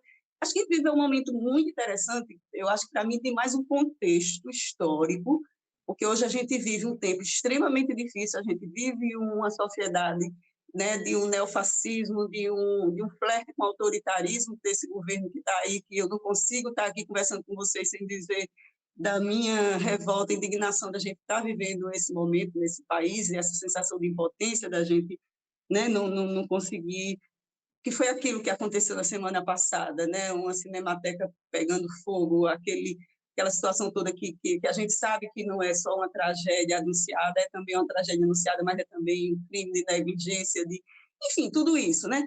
Mas eu estou falando disso para dizer que a gente viveu uma fase que foi... Hoje a gente percebe que a fase que a gente viveu dos anos 2000, entre 2002, 2002, 2004, até 2012, 2014, 2016, esse período, mas principalmente essa década, que foi uma década que é uma exceção na história do Brasil, né? Assim, porque a gente foi um período onde era permitido sonhar, onde a gente, de alguma maneira, estava muita vontade de fazer muita coisa, a gente mal tinha tempo, porque a gente queria fazer muita coisa, porque o cenário, a conjuntura permitia que a gente sonhasse, porque na época a gente nem tinha noção, né?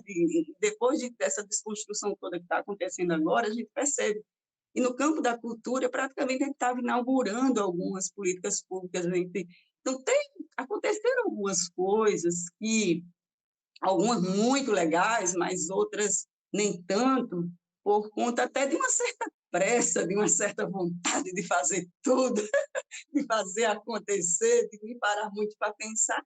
Porque quando o cenário é propício, a gente se sente incentivada, a gente quer fazer, a gente junta. Então, também tinha isso, né? E aí, aquele cenário daquela época era de muita convergência, e a gente convergiu muitas pessoas bacanas, e eu já, uma pessoa, já numa faixa etária, e convivi com pessoas mais jovens, né? Eu tinha, como é que se chama? Convivi com pessoas 10 anos mais jovens, 20 anos mais jovens, e era muito contaminada por essa energia juvenil, por essa garra, por essa vontade, por essa criatividade, né? Dessa turma aí, né? Que Larissa era uma das, assim, eu acho que por isso que eu fico muito feliz sempre que eu falo do Alagoas, porque eu sinto que também, né, tem a ver com tudo o que acontecia naquela época. Larissa sempre lá com a pesquisa dela, né, com a vontade de fazer o catálogo, sempre falando desse catálogo, e outras pessoas, cada um a gente já citou algumas, né? Natasca Erundais, Liz, você falou da Mana, enfim, tantas e tantas pessoas, né, que, de alguma maneira, eu lembro das pessoas todas que frequentavam os diversos cursos, oficinas, o Cineclube. Teve um momento do Cineclube que eu já nem estava aqui, que eu estava morando fora, e que era, assim, só de ver os cartazes, a Alice também, né, os cartazes, as coisas todas, eram muito bacanas, muito criativas. Mas, assim, quando eu falo de uma época, é quando a gente, de certa forma, é influenciado por pessoas, mas também por situações. Então, de alguma maneira, a gente vivia essa situação. Mas as influências são várias. Assim, eu também tenho uma dificuldade imensa, mas é uma questão muito minha, viu? Me desculpem, mas assim, sempre que me perguntam quais os filmes, aí dá um branco, eu não consigo, assim, porque é tanto filme que eu já vi, gostei, ou quem são os nomes aí, dá um branco. Mas, assim, mais para situar, é isso. Tem uma coisa que eu queria comentar, porque tem tudo a ver com o que a gente está falando aqui, mas só para dizer de quanto eu percebo essa situação do tempo, das coisas que vão acontecendo ao longo do tempo. Então, eu hoje estou muito impactada por alguns filmes, não sei se vocês sentem isso, alguns filmes que eu estou assistindo, né? Não sei se vocês estão percebendo, vários filmes, né? Netflix, esses canais todos aí, de muitos filmes onde está se trazendo à tona histórias negadas de mulheres, né? Semana passada mesmo, eu já vi lá que já fui assistindo logo Antônio, uma sinfonia, né? Que é de uma maestrina, que foi pioneira. Aí teve aquele outro filme que foi daquela figura que ganhou 2 prêmios Nobel, que inventou e tal, uma coisa super importante para a química, para a ciência. Eu até tinha um livro aqui Aí tem aquele filme que eu vi, foi Larissa que ficou lá colocando no Facebook, fui lá ver uma mulher pioneira do cinema. Então, eu vou assistindo esses filmes, e tem outros que eu não estou lembrando agora, mas eu ultimamente tenho assistido vários, porque eles são resultados dessa geração, de alguma maneira. Tem aí uma turma que vem já de um certo tempo, não é de agora, não que só agora que começou a se pensar nisso, mas também tem a ver com cotas, né? Também tem a ver com um forçar a barra, né? Isso eu estou falando também porque eu me lembrei dessa história de cotas. Vamos forçar a barra para participar e tal, para que essa... tem uma coisa que eu gosto de ver esse filme, mas me dá também uma certa sensação de raiva. Às vezes teve filmes desses que eu assisti e fui dormir meio que inquieta, sentindo raiva, sentindo...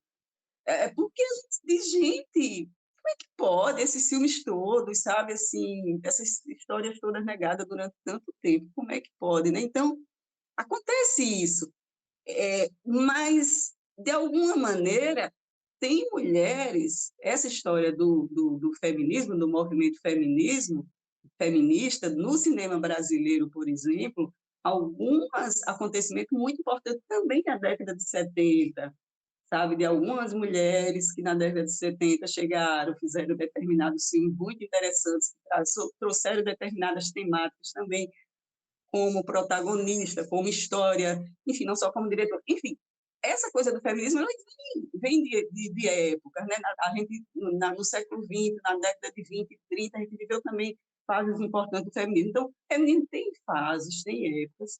Por umas gerações, elas vão pegando determinados aspectos.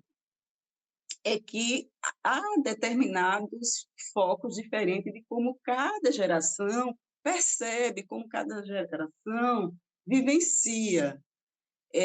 A minha geração, por exemplo, nós tínhamos eu sou daquela geração muito influenciada pelas as ideias marxistas de esquerda, muito, de alguma maneira, a gente já vinha, assim, eu sempre fui muito influenciada por ideias feministas, não esqueço meus 19 anos lendo o livro de Simone de Beauvoir, e assim, Segundo Sexo, para mim foi importantíssimo durante muitos anos, e outras. Então, assim, as ideias feministas já chegaram para mim, né? Não foi tão tarde, eu já tinha, mas é diferente como a gente vivencia as ideias feministas em cada geração.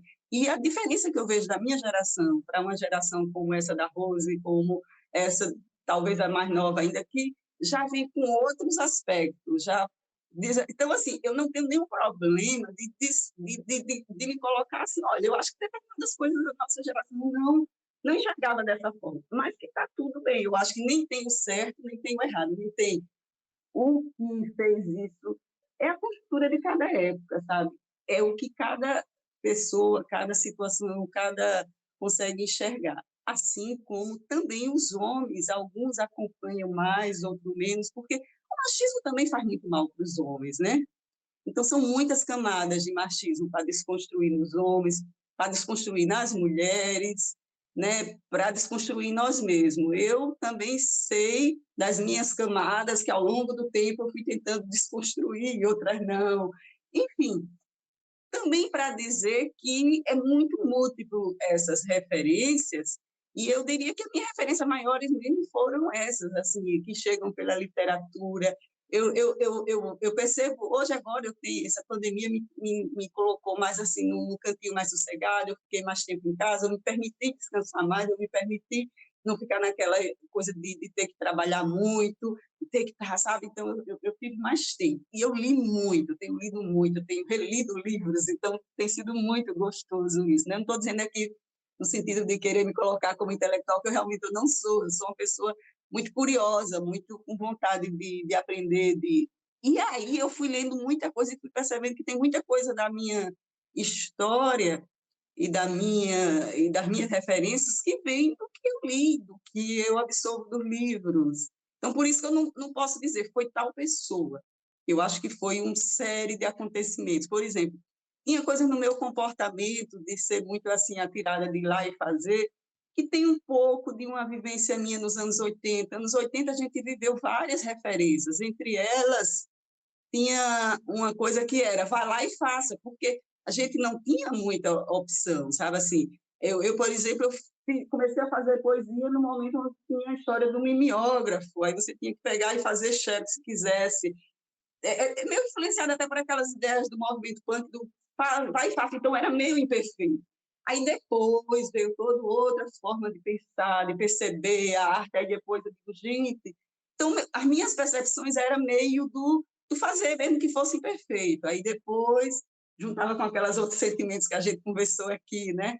De dizer, lascou, isso aqui não ficou tão bem feito. Aí depois já está lá e tal, e, enfim, aí todo esse cerceamento, né, de que a mulher não pode errar, a gente se cobra muito, né? Então, nós mulheres nos cobramos muito, eu já me cobrei muito, hoje ainda me cobro, mas tento diminuir. Enfim, essas referências todas é para dizer que elas são muito amplas, e em mim, eu diria que passa muito pelos livros, pelas Clarice Lispector, pela Cecília Meirelles. Eu não tenho como também falar de referência sem dizer que o tempo todo, Hermano Figueiredo foi também uma referência para mim, entendeu? Então, Hermano, o tempo todo, a minha relação com o cinema vem também da minha relação com ele. Então, é por isso que eu digo, eu não consigo também dissociar, dizer a minha referência só de mulher. Então, o que eu aprendi, o que Hermano trouxe de cinema para a minha vida, ele assim, é muita coisa, é muita história, nem vou contar aqui, mas assim, sempre assim, também muita influência, e ele me colocou também muito nesse mundo de alguma maneira, e sempre, assim, muitas coisas bacanas. E eu falei já, mas assim, falando aí, eu não tenho como também não lembrar da Alvinha, de quanto a gente, de alguma maneira, sonhou junto, né? Uma figura assim, emblemática na cultura de Alagoas, e que foi da minha época, da minha idade, mas também uma pessoa importantíssima, que eu também, junto com ela, mas assim, tinha tantas outras pessoas, o problema de citar nome é isso, é porque a gente fica depois lembrando de outras e outras, mas como eu citei tantas outras aí, Flavinha, que também já foi falada aí, Anne Oliva, lembro muito, a gente trabalhou junto, mas essa coisa, tanto das pessoas que estavam junto na mesma idade, mas também pessoas mais jovens, eu não posso também deixar de dizer que a gente aprende muito com essa galera jovem, porque eu aprendo, por exemplo, todos os dias também com a minha filha, Júlia, que também é de outra geração, mas que a gente vai aprendendo. Enfim, eu acredito muito nessas trocas, né? Então, é nesse sentido de tantas e tantas outras pessoas. Mas eu queria citar, por isso que eu acho que a pergunta de referência não é só nome, mas tem um filme nessa galera jovem, dos filmes novos que eu vi, que me impactou, que eu gostei pra caramba, foi da Beatriz, Subsidência, sim, sobre essa tragédia, né, proporcionada pela Braskem em Maceió. Então, aquele filme dessa leva mais recente me emocionou muito, me deixou muito assim inquieta, querendo sair assim da cadeira, né? E gostei, eu tinha conhecido, visto a Beatriz no curso que a gente deu, mas assim ter visto o filme. Então, assim, eu quero falar aqui em termos de referência de um filme potente feito por essa galera jovem, e aí eu também queria falar disso, dessa importância que é ter visto aquele filme, e um filme necessário para essa conjuntura, para esse momento que a gente está vivendo. As jovens também que eu convivi na Ideária, que também muito me ensinaram, porque a gente estava ali num processo muito rico. Enfim, é muito variado. Subsidência, que foi pauta do nosso último programa lançado com o tema Filmes Possíveis, com a presença da incrível Beatriz Vilela, diretora dessa obra, e que tem a Jéssica Geisa, maravilhosa e incrível, interpretando. Se citar a atriz, minha gente, tem Ivana Isa, tem Laís Lira, tem uma galera aí que merece ser citada. Esse tema, na verdade, merece ser uma série, né, especial. Renderia vários programas, parte 1, parte 2. Tudo tenho que contribuir, mas para o nosso podcast aqui, acho que são as meninas, as mulheres com quem eu trabalho, assim, com quem eu trabalhei, eles foram extremamente importantes, assim, para o meu crescimento, com quem a gente discute e fala tudo, as minhas amigas do Mirante, a Bia Vilela, Tati Magalhães, Maísa, Larissa, lógico, né? Larissa, Karina e Ismélia Tavares, é uma pessoa que eu gosto muito, que a gente troca figurinhas assim. Amanda Duarte, Amandinha, Jéssica Patrícia, ou Jéssica Conceição, depende do dia, como ela vai usar o sobrenome. São mulheres extremamente importantes, assim, e que a gente aprende sempre, assim. Natasca também, um amorzão. Natasca é maravilhosa, assim. Acho que a gente tem, todo mundo tem esse encontro, e uma mulher que eu admiro, assim, o trabalho é a Laís Araújo, eu acho o trabalho dela muito interessante. É uma garotona que estudou e está fazendo seus filmes. Gosto bastante dos filmes dela. Cidade Líquida, para mim, é um documentário muito massa. E é isso aí, gente. Acho que a gente está o tempo todo trabalhando. Flavinha é a referência do ateliê, né? Acho que Flavinha, a Vanessa Mota, minha parceira de escrita, né? A gente fez um texto sobre os desejos de Miriam, que compõe o livro Poéticas Feministas, que é a Maria Viviane, a minha parceira de pesquisa e de escrita. E a gente faz um breve panorama, né, sobre os editais, né, da Secult, e acho que é interessante. O livro está disponível, né? Ele é um e-book, e acho que pode contribuir um pouco, assim, a gente pensar essa política de editais. A Mari, né? A Mari, ela foi muito importante para a gente, assim, no ateliê, onde a gente pôde entender um pouco, né, do que era dirigir, pensar outras coisas, e eu acho que Mari Bernardes, ela é uma pessoa é muito admirável, assim, como ela passava e o conhecimento dela para a gente, assim. Eu tenho boas lembranças, boas memórias, assim, de Mari Bernardes, entre outras mulheres, né, Moa e etc., que moram todas no coração. Eu vou dar ênfase aos espaços de escuta, aos espaços de encontro, que aconteceu, que para mim foi transformador desde que eu cheguei aqui. Que foram os encontros na Escola Criativa, que é o coletivo do Punho Coletivo, o Ateliê Ambrosina, os encontros no Ateliê Sesc de Cinema, o Mirante Cineclube. Então, o nosso grupo no WhatsApp de Mulheres de Imagem de Alagoas. Então, eu honro e celebro esses espaços de encontro. Agora, vocês vão me dar licença, porque eu vou colocar aqui uma homenagem a uma referência pessoal, que é minha irmã, que trabalhou com o cinema a vida toda, Maria Elisa Freire, que conseguiu, durante os anos 70, 80 e 90, durante os altos e baixos do cinema, ela nunca trabalhou com outra coisa. Mãe solo, bissexual, conseguiu trabalhar com cinema nacional durante toda a sua vida, fazendo continuidade, fazendo montagem, também dirigiu. Os últimos trabalhos dela foi até o Unice da Silveira, ela foi continuista.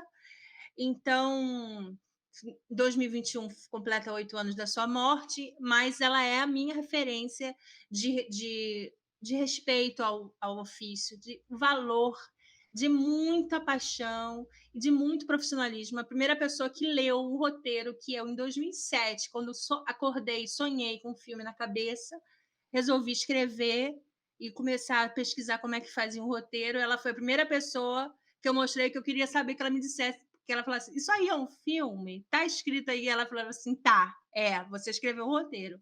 E aí eu lembro dela dizer, eu já imagino ela andando, porque tinha um salão enorme. Então, assim, é a minha referência, que eu faço todas as honras a essa grande profissional, Maria Elisa Freire, do cinema. E viva o cinema brasileiro. Queria aproveitar para citar as atrizes do audiovisual que estão arrasando. Queria citar 2 nomes em específico aqui. A gente teve a presença de Tiziane Simões, que marcou o nosso audiovisual também em várias obras. E queria citar, tem várias outras, mas eu queria citar em específico a Anne Oliva e a Vanderlândia Mello, que estão aí sendo multipremiadas em vários festivais mundo afora com a Barca, esse trabalho incrível. Inclusive a Vanderlândia Mello foi recentemente premiada mais uma vez pelo filme no Festival Internacional de Curtas do Rio, não é isso? A FIC, edição desse ano. Então fica aqui também o registro para o segmento das artes dramáticas, que fazem parte da nossa cena audiovisual. E, gente, o que não falta é mulher incrível para estar nesse programa, inclusive vocês, que são minha referência, Lares, que, pelo amor de Deus, né? O Alagoar é essa confluência de referências de mulheres incríveis que fazem esse cinema acontecer, ocupando vários espaços e sendo essa referência tão valiosa e generosa, mas cada uma de vocês e as pessoas que compõem essa trajetória reforçam a importância dessa temática que a gente está conversando que só hoje. vamos para o Fuxico da Vez. Fuxico da Vez, que a gente sempre traz uma temática recente à gravação do episódio para ser celebrada, comentada, discutida ou repudiada. E aí?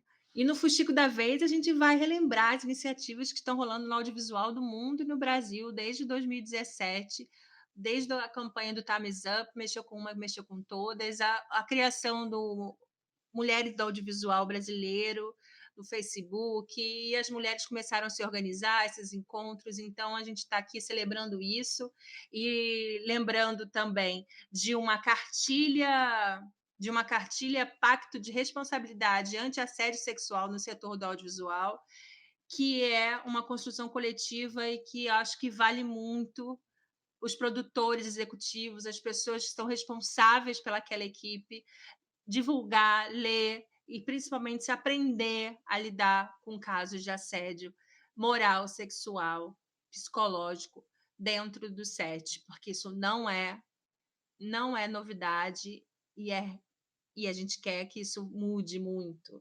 E aí, só lembrando também, que tem um pouco a ver com esse assunto, o teste de Bedel, não sei se a nossa audiência conhece, mas tem um selo, foi criado também por iniciativa de mulheres brasileiras, que é colocar em filmes que passou nesse teste ou não passou nesse teste. E esse teste consiste em, basicamente, responder 3 perguntas. Se um filme tem 2 personagens mulheres, e se essas personagens têm nome, e se essas personagens conversam entre si, e se essas mulheres conversam entre si com algum assunto que não seja homem. E aí a gente pode ficar muito chocado, porque são poucos os filmes que passam nesse teste, respondendo sim a todas essas perguntas. Claro que hoje em dia, iniciativa de Cabiria, de Lugar de Mulher de Cinema, das cotas, nos programas mais voltados a histórias mulheres, então acho que a gente tem uma mudança, mas que é muito importante a gente fazer essa reflexão. Então, quem não conhece o teste Bedel, vale a pena, muito, porque é impressionante.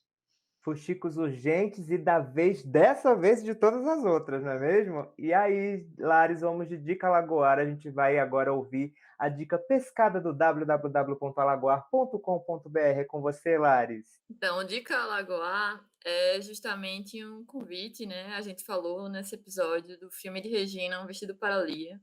E é um convite para conferir o roteiro que está disponível no espaço de roteiros do Alagoar, que é possível acessar pelo menu Acesse. Né? Lá a gente tem, entre os conteúdos disponibilizados, roteiros e etc. Justamente porque pode ter lá também roteiro, storyboard, outras referências que embasaram os filmes que foram feitos. Né? E Um Vestido para Lia, que tem a direção de Hermano Figueiredo e Regina Barbosa, está lá com o roteiro disponível. Sempre importante lembrar que o tema é mulheres, mas a gente está lutando por diversidade nesse tema mulher, que sejam mulheres no plural, porque, como diz a filósofa e incrível artista Linda Quebrada, a mulher não existe, existem milhares, existem melhores, existem mulheres no plural. Então, que tenham mais mulheres de todas as formas, de todas as corpas, de todas as identidades de gênero, de sexualidade possíveis, de etnias, dos povos originários, pessoas com deficiência, que existam mulheres, que o feminino e o feminismo seja celebrado, contemplado e apoiado de verdade por todas, todos e todos. E é graças a essas mulheres que a gente quer que sejam parte dessa transformação e que são essa força transformadora, que a gente vai aplaudir a presença de Regina Barbosa e a todas as profissionais da nossa cena audiovisual. Alagoana, nordestina e do Brasil, palmas para vocês! Ela arrasa. E aí, Regina, a gente já aproveita essa salva de palmas calorosa para pedir que você nos fale os seus arrobas e recados finais do nosso programa. Vê só, eu acabei esquecendo de falar, eu estou na produção do Mundo Vinil, que é uma série web do Hermano, que é sobre vinil, histórias, muitas histórias múltiplas sobre música, e eu estou na produção, então quero que vocês participem, que ouçam, eu estou lá. É uma série muito interessante, está no YouTube, então, no Mundo Vinil, Instagram e no YouTube também, participem lá. E a minha história, que eu também vou chamar aqui, que vai revelar mais ainda o quanto eu sou essa coisa que eu falei no início, potencial, múltipla, é que o que está fazendo a minha cabeça nos últimos tempos é a paisagismo, a jardinagem, o mundo das plantas, estou totalmente apaixonada. Se alguém quiser encontrar comigo, vai me encontrar mexendo no jardim, ou planejando, ou estudando sobre jardim. O meu endereço é Plantagens da Regina, @Plantagens da Regina no Instagram, e é lá onde eu conto um pouquinho dessas minhas histórias, porque realmente é fascinante quanto eu tenho. Estou fascinada por isso aí, ainda vai render muitas histórias. Tem até uns projetos audiovisuais meus que estão com essa temática aí de planta, mas que estão parados, porque essa Ancine está o tempo todo parada, tá essa coisa travada nesse país. E a minha fala também aqui é muito no sentido de que nós possamos vislumbrar, lutar por um Brasil diferente, gente. A gente não pode encarar como normal isso que a gente está vivendo no país, e tem que lutar por um país melhor, porque, por mais que estejamos falando de várias coisas, mas é terrível isso, essa era, esse tempo fascista. A gente tem que, de alguma maneira, também derrubar, também desconstruir, também sonhar com um Brasil melhor que possa acontecer adiante. Mas é isso, estou por aí, sou Regina Barbosa, e gostei muito de estar aqui com vocês. E a gente amou. E sigam então @Plantagens, projeto incrível também da Regina. E aí, Rose, quais seus arrobas e recados finais? Oi, gente, como eu falo, sigam sempre o Mirante Cine Clube, vendendo jabá. A gente faz debates no primeiro sábado ou no segundo sábado do mês. Estamos fazendo via Google Meet. Sigam lá o arroba, tem o link do filme do mês, debate garantido. E é isso aí, gente. Foi um prazer escutar a Regina hoje, agradecida pelo compartilhamento de sua visão e suas experiências. Fiquei muito feliz em conhecê-la virtualmente esse ano, e teremos oportunidades, né, de conseguir angariar umas plantinhas também e conhecê-la pessoalmente. Gratidão. E você, Beth, seus closes, arrobas e recados finais? Foi ótimo mais uma vez, também prazer, Regina, te conhecer, te ouvir, que bom. Já conhecia você de muito falar, pela Larissa e pelo Ronald. Bem, vocês podem falar comigo no @rotinafilmes, vamos conversar, ou não vai ter conversa, também um outro podcast que eu faço parte. Lares Lisboa, seus recados e arrobas. Então, você pode me encontrar no Instagram, @LaresLisboa, @LaRefletida.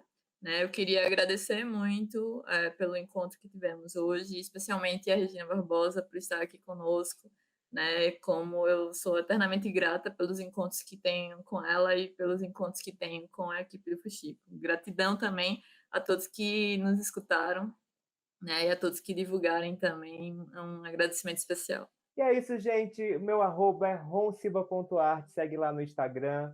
Continue nos acompanhando nas redes sociais, principalmente no Instagram, @Lagoari, @Rotinafilmes. Comenta lá, manda DM. Manda e-mail para audiovisualagoas@gmail.com, que também é nosso Pix. Manda um Pix, qualquer valor tá valendo. A gente agradece demais. audiovisualagoas@gmail.com. Também a lojinha da colab55.com/alagoar. No link da bio do Alagoar você confere também a nossa lojinha com estampas maravilhosas, ser fuxiqueiro e fashion. É a sua chance também de ficar bem fashion com os nossos produtinhos. E até o próximo programa. Cheirões, até mais!